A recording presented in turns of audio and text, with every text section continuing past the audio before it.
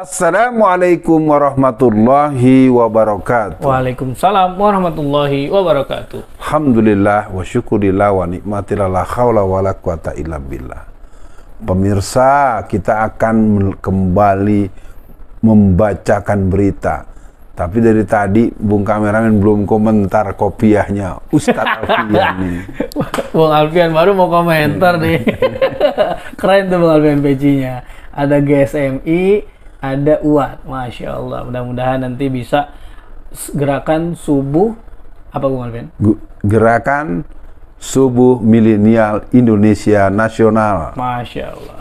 Insya Allah ntar masjid-masjid di Indonesia biar subuhnya penuh Bung Alfian. Amin amin. Amin. Nah Bung Alfian, ini ada berita dari CNN Indonesia. Judulnya Abu Janda dukung Prabowo di 2024. Giveaway 50 juta jika kalah. Maksudnya dia bakal ngasih ke siapapun total 50 juta jika Prabowo kalah. Nah, gimana respon awal Bung Alfian dari statement ini Bung Alfian? Janji-janji yang seperti itu biasanya malah akan memberikan kepastian bahwa ini akan menimbulkan kekalahan. Dulu ada yang bilang, mana koruptornya, akan saya gantung di Monas. Ternyata kan koruptornya ketangkep gitu kan, dan nggak ada yang digantung, malah yang janji ngegantung malah di penjara kan gitu ya. Nanti kalau ini menang kupingnya digunting, kalau ini begini macam-macam ya. Betul, banyak yang punya janji gitu. Ya baiklah, untuk pernyataan seperti itu buat kita bukan hal yang harus menggegerkan, menggentarkan. Betul. Kita akan terus melakukan. Orang semua sudah lihat apa gelombang kemenangan itu kepada kelompok-kelompok pembaharuan. Gerakan-gerakan yang akan membuat negara ini lebih anyar, lebih segar, lebih update.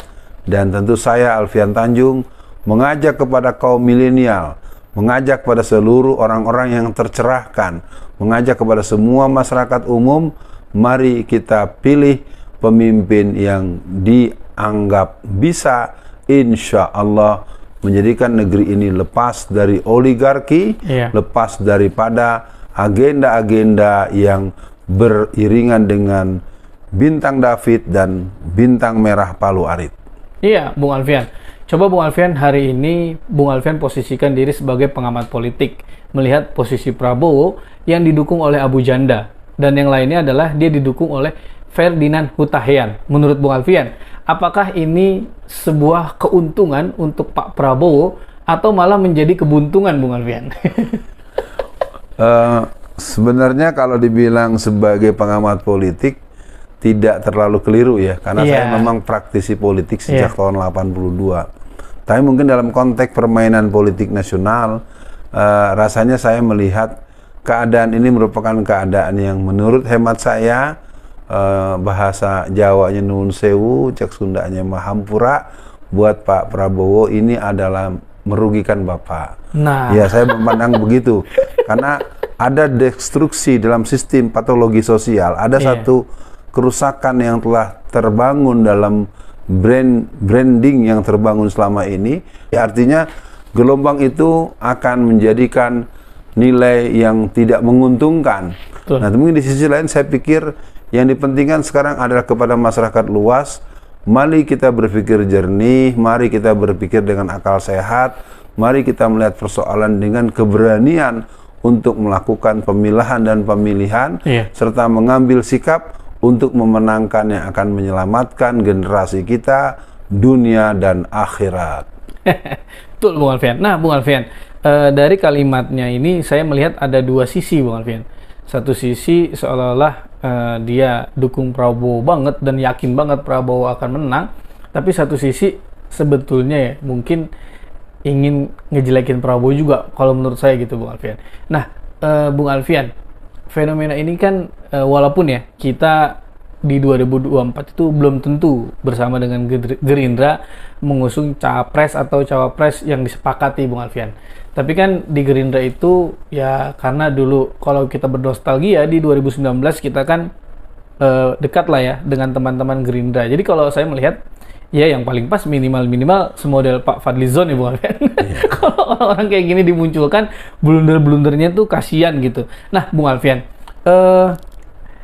kenapa umat Islam itu, maaf ya Bung Alfian, orang tua atau ustadz-ustadz kita itu sering terganggu malah fokus merespon buzzer-buzzer Bung Alfian. Nah, untuk hari ini mungkin kita bisa bantu ingatkan agar kita juga tidak terlalu cepat sumbu pendek dan juga tidak mengabaikan Bung Alfian. Gimana nih Bung Alfian maksudnya? Saya ingin mengatakan begini, sebenarnya persoalannya mungkin apa yang Bung Kameramen katakan bisa dibetulkan atau bisa diiyakan. Tapi sebenarnya tingkat kekalahan yang terjadi di ujung perjalanan proses politik yang terjadi sebetulnya bukan kekalahan karena kalkulasi pemerolehan suara. Itu yang harus diketahui, bahwa mengasumsikan bahwa itu disebabkan karena sikap-sikap reaktif, sikap sumbu pendek.